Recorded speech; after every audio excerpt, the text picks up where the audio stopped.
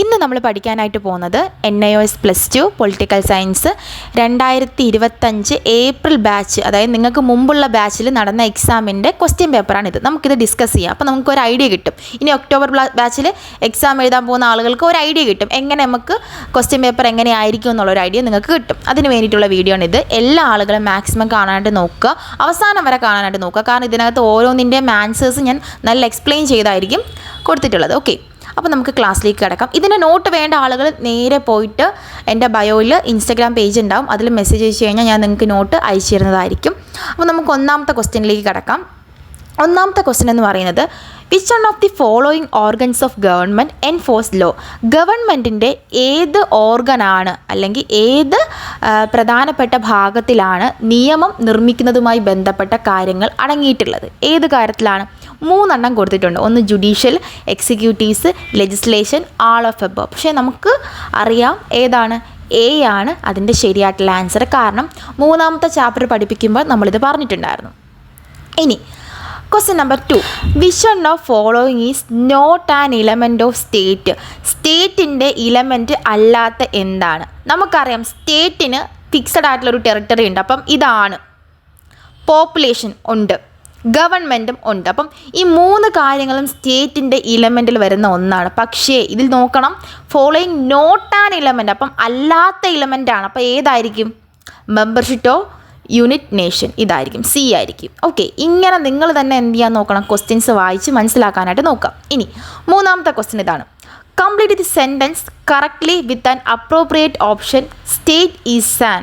State എന്ന് പറയുന്നത് എന്താണ്? എന്ത് തരത്തിൽപ്പെട്ട ഒരു കൺസെപ്റ്റാണ്? എന്ത് തരത്തിൽപ്പെട്ട കൺസെപ്റ്റാണ്? ഒന്ന് ആലോചിച്ച് നോക്കിക്കേ. ഇതൊരു പൊളിറ്റിക്കൽ കൺസെപ്റ്റാണ്. ഓക്കെ, ഇനി നമുക്ക് 4ാമത്തെ ക്വസ്റ്റ്യനിലേക്ക് കിടക്കാം. Who among following had contribute to Marxist philosophy? Marxism philosophy ഉണ്ടാക്കിയത് ആരൊക്കെയാണ്? നമുക്കറിയാം 2 പേരോട് ചേർന്നിട്ടാണ് ഉണ്ടാക്കിയത്. ഒന്ന് ആരാണ്? കാറൽ മാർക്സും ഫെഡറൽ എംഗൽസും. ഫെഡറൽ എംഗൽസ് ഉണ്ടല്ലോ അതിനകത്തപ്പം ആൻസർ അതാണ്. ഇനി ക്വസ്റ്റ്യൻ നമ്പർ 5ലേക്ക് കിടക്കാം. Who among the following believed at the as the means so are the end? As the means so are the end എന്ന് പറയുന്ന കൺസെപ്റ്റിൻ്റെ വക്താവ് ആരാണ് എന്ന് പറയുന്നത്? ആരായിരിക്കും? മഹാത്മാഗാന്ധിയാണ് കേട്ടോ.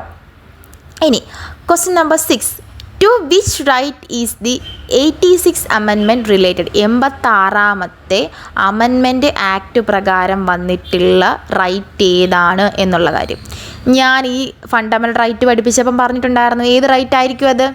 Right to property, right to religion, right to equality. ഇത് 3ഉം അല്ല, റൈറ്റ് ടു എഡ്യൂക്കേഷൻ ആണ് കേട്ടോ. ഓർത്ത് വച്ചേക്കുക, ഈ ക്വസ്റ്റ്യൻ ചിലപ്പം ചോദിക്കാൻ ചാൻസ് ഉണ്ട്. ഇനി 7ാമത്തെ ക്വസ്റ്റ്യൻ ആണ്, which statement is correct? Expansion of പഞ്ചശീലയാണ് കേട്ടോ, ഞാൻ വായിച്ചത് പഞ്ചാലായി പോയി, കുഴപ്പമില്ല. പഞ്ചശീല എഗ്രിമെൻറ്റുമായി ബന്ധപ്പെട്ട് വന്ന കറക്റ്റായിട്ടുള്ള എക്സ്പ്ലനേഷൻ ഏതാണ് എന്നാണ് ചോദിച്ചേക്കുന്നത്. അപ്പോൾ 1ാമത്തെ ഇതെന്ന് പറയുന്നത്, these are 5 countries, these are guiding principle for brilliant relations, it is the set of 5 countries, these are the 5 rules and 5 governance. ഇതൊന്നുമല്ല, 2ാമത്തതാണ്, these are the guiding principles of brilliant relation. അതായത് ഈ പഞ്ചശീല എഗ്രിമെൻ്റ് എന്ന് പറഞ്ഞ agreement ചൈനയും അതേപോലെ തന്നെ ഇന്ത്യയും സ്വാതന്ത്ര്യത്തിന് ശേഷം എടുത്ത ഒരു ഡിസിഷനാണ്. അതായത് സ്വാതന്ത്ര്യം കിട്ടിയ ഉടൻ തന്നെ ഇന്ത്യയുടെ അയൽ രാജ്യമായിട്ടുള്ള ചൈനയിലെ പ്രധാനമന്ത്രിയും ഇന്ത്യയിലെ പ്രധാനമന്ത്രിയും കൂടെ ചേർന്നിട്ട് ഒരു എഗ്രിമെൻ്റ് ഉണ്ടാക്കി. എന്തിനു വേണ്ടിയിട്ടും? അതായത് നമ്മളാരും നിങ്ങളുടെ രാജ്യത്ത് കയറി ആക്രമിക്കാൻ വരില്ല, നിങ്ങളാരും നമ്മുടെ രാജ്യത്ത് കയറി ആക്രമിക്കാനും വരരുത്. അതുകൊണ്ട് അവരുണ്ടാക്കിയിട്ടുള്ളൊരു എഗ്രിമെൻ്റാണ് പഞ്ചശീല എഗ്രിമെൻ്റ്. അപ്പം അതാണ് എഴുതാനായിട്ടുള്ളത്. നമുക്ക് ഏറ്റവും ലാസ്റ്റ് ചാപ്റ്ററിൽ പഠിക്കാനായിട്ടുണ്ട്. അപ്പോൾ നമുക്ക് വിസ്തരിച്ചത് പഠിക്കാം. ഇനി which one of the following is the correct full form of NAM? NAMൻ്റെ ഫുൾ ഫോം ഏതാണ്? Non alignment movement. അത് നമുക്ക് കാണുമ്പോഴേ മനസ്സിലാവും അല്ലേ? ഇതിനകത്തുള്ള ക്വസ്റ്റ്യൻസ് പലതും നമുക്ക് കാണുമ്പോൾ തന്നെ റിലേറ്റ് ചെയ്യാൻ പറ്റുന്നുണ്ട്. കാരണം ഇതൊക്കെ നമ്മൾ എവിടെയൊക്കെയോ പഠിച്ച കാര്യങ്ങളാണ്. 1 മാർക്ക് ക്വസ്റ്റ്യൻ കേട്ടോ. ഇനി നമുക്ക് 9ാമത്തെ ക്വസ്റ്റ്യനിലേക്ക് കടക്കാം. 9ാമത്തെ ക്വസ്റ്റ്യൻ എന്താണെന്ന് വെച്ചാൽ, united nation is an international of dash. United nation എന്ന് പറയുന്നത് ഒരു ഇൻ്റർനാഷണൽ ആയിട്ടുള്ള ഒരു ഓർഗനൈസേഷനാണ്. അത് എന്തുമായി ബന്ധപ്പെട്ടതാണ്? 4 ഓപ്ഷൻസ് കൊടുത്തിട്ടുണ്ട്. ഒന്ന് യൂറോപ്യൻ കൺട്രീസ്, രണ്ടാമത് വരുന്നേക്കുന്നത് NATO countries, developing countries, independent members of countries. ഇവരെന്ന് പറയുമ്പോൾ UNO എന്ന് പറയുന്ന ഒരു ചാപ്റ്റർ നമുക്ക് പഠിക്കാനായിട്ടുണ്ട്. എന്നാലും പറയാം, യുണൈറ്റഡ് നാഷണൽ ഓർഗനൈസേഷനാണ്. രാജ്യങ്ങൾ തമ്മിലുള്ള സമാധാനത്തിന് വേണ്ടിയിട്ട് തുടങ്ങിയിട്ടുള്ള ഒരു സംഘടനയാണ്. ഇതെന്ന് പറയുമ്പോൾ ഇതിനകത്ത് ഇൻഡിപെൻഡൻറ്റ് മെമ്പേഴ്സ് ആയിരിക്കും കാണുന്നത്. ഓക്കെ, ഇനി 10ാമത്തെ ക്വസ്റ്റ്യൻ ആണ്. Choose the correct option of Sri Lanka ഈ സിറ്റുവേറ്റഡ് ഇൻ. ശ്രീലങ്ക എന്ന് പറയുന്നത് എവിടെയാണ് സിറ്റുവേറ്റ് ചെയ്തേക്കുന്നത്? സൗത്തേൺ ഇന്ത്യയാണ്. മനസ്സിലായി? നമ്മുടെ ഇന്ത്യയുടെ മാപ്പ് എടുത്ത് നോക്കുമ്പോൾ ഇന്ത്യയുടെ മാപ്പിലെ ലാസ്റ്റ് ഒരു മഴത്തുള്ളി പോലെ സംഭവം കാണത്തില്ലേ, അതാണ് ശ്രീലങ്ക എന്ന് പറയുന്നത്. മനസ്സിലായോ നിങ്ങൾക്ക്? ഇനി അടുത്തൊരു ക്വസ്റ്റ്യൻ ആണ്, 11ാമത്തെ ക്വസ്റ്റ്യൻ ആണ്. Which reason is the responsible for partition of British in Indian 1947. അപ്പം ഇന്ത്യയിലെ പാർട്ടീഷനുമായി ബന്ധപ്പെട്ട ഒരു ക്വസ്റ്റ്യൻ ആണ്. അതായത് എന്നാണ് ബ്രിട്ടീഷ് ഇന്ത്യ പാർട്ടീഷൻ ചെയ്തത്, അതായത് വിച്ച് ഓഫ് ദി റീസൺ എന്തോന്നാണെന്നാണ് ചോദിച്ചിരിക്കുന്നത്. എന്താണ് റീസൺ എന്ന് ചോദിച്ചാൽ നമുക്കറിയാം. എന്താണ്? 2 നാഷണൽ തിയറി. മുസ്ലിംസ് ലീഗിൻ്റെ 2 നാഷണൽ തിയറി പ്രകാരമാണ് എന്ത് ചെയ്തത്, നമ്മുടെ ഇന്ത്യയും പാക്കും തമ്മിലൊന്ന് ഇതാവാനായിട്ടുള്ള മെയിൻ റീസൺ എന്ന് പറയുന്നത്. ഇനി 12ാമത്തെ ക്വസ്റ്റ്യനിലേക്ക് നമ്മൾ കടക്കുകയാണ്. Which one of the following is not a dispute between India China? 4 dispute ഇവിടെ കൊടുത്തിട്ടുണ്ട്. ഇതിൽ ഇന്ത്യയും ചൈനയും ഉൾപ്പെടാത്ത ഡിസ്പ്യൂട്ട് ഏതാണ്? ബൗണ്ടറി ഡിസ്പ്യൂട്ട് എപ്പോഴും ഉണ്ടാവാറുള്ള ഡിസ്പ്യൂട്ടാണ്. Control over the Tibet China, ഇതും ചൈനയും ഇന്ത്യയും തമ്മിലുള്ളൊരു ഇതിനകത്ത് വരുന്നതാണ്. Non alignment policy of India, occupation of Indian territory by the China in 1962. സംഭവം എന്താണെന്ന് വെച്ചാൽ ഇന്ത്യയും ചൈനയും തമ്മിൽ 3 കാര്യങ്ങളിലായിരുന്നു മെയിനായിട്ട് അടി ഉണ്ടായിക്കൊണ്ടിരുന്നത്. ഒന്നാമത്തെ കാര്യമെന്ന് വെച്ച് കഴിഞ്ഞാൽ ബൗണ്ടറി ഇഷ്യൂ, അതിൻ്റെ ഫലമായിട്ട് അടി ഉണ്ടാക്കിയിട്ടുണ്ടായിരുന്നു. ടിബറ്റിന് ഇന്ത്യ സഹായം കൊടുത്ത കാര്യത്തിന് അടി ഉണ്ടാക്കിയിട്ടുണ്ടായിരുന്നു. ഒക്യുപ്പേഷൻ്റെ കാര്യത്തിൽ അടി ഉണ്ടാക്കിയിട്ടുണ്ടായിരുന്നു. മൂന്നാമത്തെ ഈ ഒരു കാര്യം സി എന്ന് പറയുന്ന കാര്യത്തിൽ മാത്രമാണ് അവർ അടി ഉണ്ടാക്കാത്തത്. അപ്പോൾ അതുകൊണ്ട് സി ആണ് ആൻസർ എന്ന് പറയുന്നത്. എല്ലാം കൂടി കൺഫ്യൂഷൻ ആവുകയാണെങ്കിൽ പേടിക്കേണ്ട, ഇത് ചുമ്മാ നമ്മൾ ഡിസ്കസ് ചെയ്യുന്നതാണ്. അപ്പോൾ നിങ്ങൾക്ക് മനസ്സിലാവാനായിട്ടാണ് കേട്ടോ. ഇനി question number 13. United national establishing date, UNA ഉണ്ടായ ഡേറ്റ് എന്നാണ്? 24 ഒക്ടോബർ 1945 എന്തുണ്ടായത്? UNA എന്ന് പറയുന്ന സംഭവം ഉണ്ടായത്. ഇനി which one of the following is a not an organ of united nation? യുണൈറ്റഡ് നാഷൻ്റെ അകത്ത് ഓർഗൻ അല്ലാത്ത എന്തോന്നാണ്? നമുക്ക് ഏത് പൊട്ടാനും മനസ്സിലാവാൻ പറ്റുന്ന ക്വസ്റ്റ്യൻ ആണിതെന്ന് പറയും. ഏതാണ്?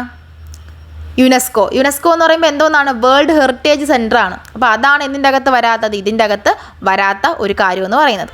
ഇനി question number 15. Full form of MPTയുടെ ഫുൾ ഫോം എന്താണ് എന്നതാണ്. MPTയുടെ ഫുൾ ഫോം എന്ന് പറയുമ്പം ഏതായിരിക്കും? ന്യൂക്ലിയർ നോൺ പ്രോഫിറ്റേഷൻ ട്രീറ്റിയാണ് MPTയുടെ ഫുൾ ഫോം എന്ന് പറയുന്നത്. ഇനി അടുത്തൊരു ക്വസ്റ്റ്യൻ ആണ്.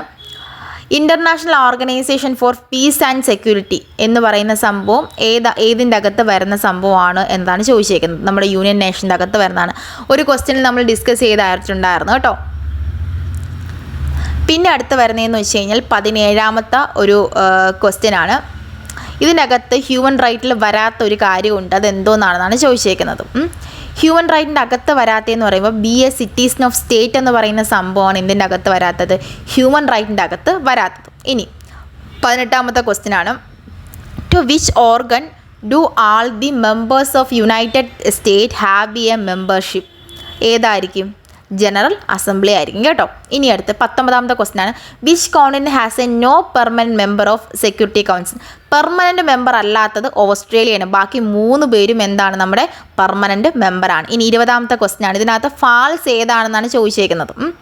എന്താണ് ക്വസ്റ്റ്യൻ എന്ന് ചോദിച്ചാൽ which one of the following statement false about united നേഷൻ്റെ ഫാൾസ് ഏതാണെന്നാണ്. It is a military action against any countries, അത് ഫാൾസ് അല്ല. B it's on permanent army, ബിയും എന്താണ്? കറക്റ്റ് ആയിട്ടുള്ള ആൻസർ ആണ്. പിന്നെ അടുത്ത് വരുന്നത് സി ആണ്. സി എന്ന് പറയുന്നത് it can authorize any country use to force any against to earning countries, അതും ശരിയാണ്. ഡി ആണ് എന്താണ് അതിനകത്ത് വരാത്തത് കേട്ടോ. ഇത്രയും ക്വസ്റ്റ്യൻസ് ആണ് നമുക്ക് എന്തിൽ പഠിക്കാനായിട്ടുള്ളത്, വൺ വേർഡ് ക്വസ്റ്റ്യനിൽ കഴിഞ്ഞ തവണ ചോദിച്ചിട്ടുള്ള കാര്യം എന്ന് പറയുന്നത്. ഞാൻ ഇനി വൺ വേർഡ് ക്വസ്റ്റ്യൻ പറഞ്ഞ കാര്യങ്ങൾ എല്ലാവർക്കും മനസ്സിലായിട്ടുണ്ടെന്ന് ഞാൻ വിചാരിക്കുന്നു. ഇനി എസ്സേ ക്വസ്റ്റ്യൻസിൻ്റെ ഒരു സെക്ഷൻ ഞാൻ അടുത്ത വീഡിയോയിൽ ഉൾപ്പെടുത്താം. കാരണം എന്ന് വെച്ചാൽ എല്ലാം കൂടെ കേട്ട് നിങ്ങൾക്ക് തകരണ്ട, അതുകൊണ്ട് എസ്സേ ക്വസ്റ്റ്യൻ്റെത് വേറൊരു വീഡിയോയിൽ ഉൾപ്പെടുത്താം. ഇത്രയും കാര്യങ്ങളാണ് നമുക്ക് പഠിക്കാനായിട്ടുള്ളത്. സോ നിങ്ങളെല്ലാവരും വൺ വേർഡ് ക്വസ്റ്റ്യൻസ് ഫോക്കസ് ചെയ്യാൻ വേണ്ടിയിട്ടാണ് ഞാൻ ഈ വീഡിയോ ഇട്ടത്. അപ്പോൾ നമുക്കിനി അടുത്ത വീഡിയോ കാണാം.